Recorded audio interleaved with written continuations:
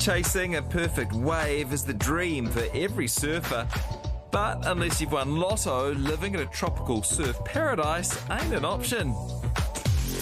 In recent years, pro surfers with deep pockets have constructed massive multi-million-dollar artificial wave generators like this. You can have a go at it for just $10,000 an hour.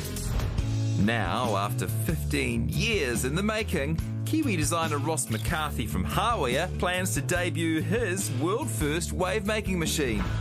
Ross says this tech costs a fraction of his competitors. It can switch from left to right-handed breaks, small to epic waves, and all right in the middle of the Central Otago sheep farm. That is honestly amazing. And joining us now is the creator, Ross McCarthy. What makes your creation different, Ross, to all those multi-million-dollar international versions? Our biggest difference is the ability to change the wave on the fly. So we can change from a left-hand brake to a right-hand brake in a matter of minutes. We can set up a wave. I'm setting up a wave currently for my daughter, who's only 3 years old. And then we're going right up to a barreling wave, which will be around 2 metres high. So obviously you don't want to throw your 3-year-old daughter in it. So it's just that versatility of being able to create multiple different waves. All right, well, how much to have a go?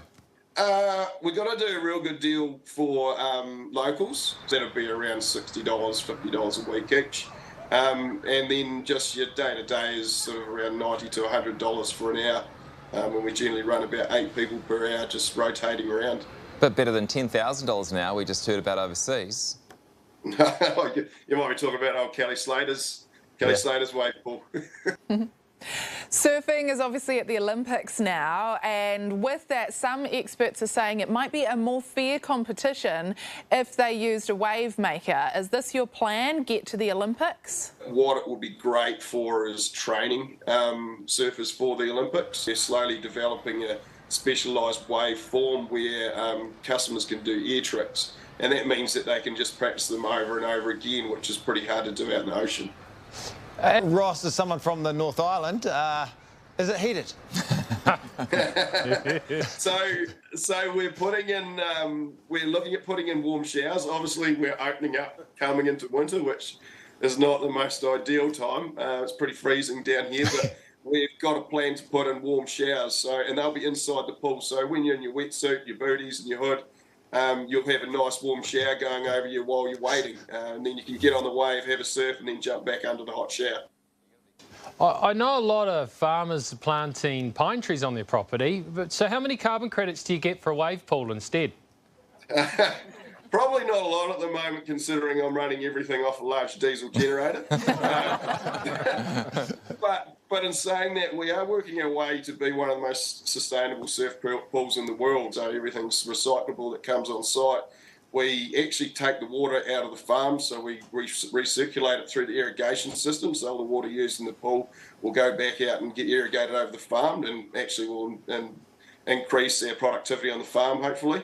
And then if we get hydroelectricity, we won't have any carbon footprint at all. Oh, Ross, what a great Kiwi story. Thanks so much for your time tonight. Thanks very much. I mean, good on him. It's awesome. And I hope it goes well, but it's not surfing. What do you mean? Well, surfing's sort of driving to the beach with all this aspiration to get in there and it's crap. And then you get in the water and you miss all the waves, or you get pounded by about 5 of them and nearly drown. And then accidentally you drop in a local and you get beaten up in the car park. That's surfing. Yeah, your version sounds fun. Not a rhino in sight, though, so that was quite a go. Do you know the coolest, that's a great surfing story, but the coolest surfing story, this is actually what actually happened to my wife and I. We saw Kelly Slater, surfing legend. It was very exciting. My wife was like, oh my goodness, could we ask for a photo? She was so excited. Went over, saw Kelly Slater. She'll hate me telling you this, but she went over, oh my God, I'm such a big fan. He's like, oh, that's awesome. She goes, yeah, I love your music. We went, uh-oh. She's like, Jack Johnson? Yeah. Not quite, but they do look kind of similar. I think we've got a photo here to kind of, similar. We've got a photo, yeah. Yeah. In the ballpark. See, Kelly Slater is a beautiful man, and Jack Johnson looks like if you just kind of put him in a George Foreman grill and lightly toasted him. Yeah. You know what? That's my last goal in life I want to achieve, is to look hot bald. Good luck to you, sir. Yeah.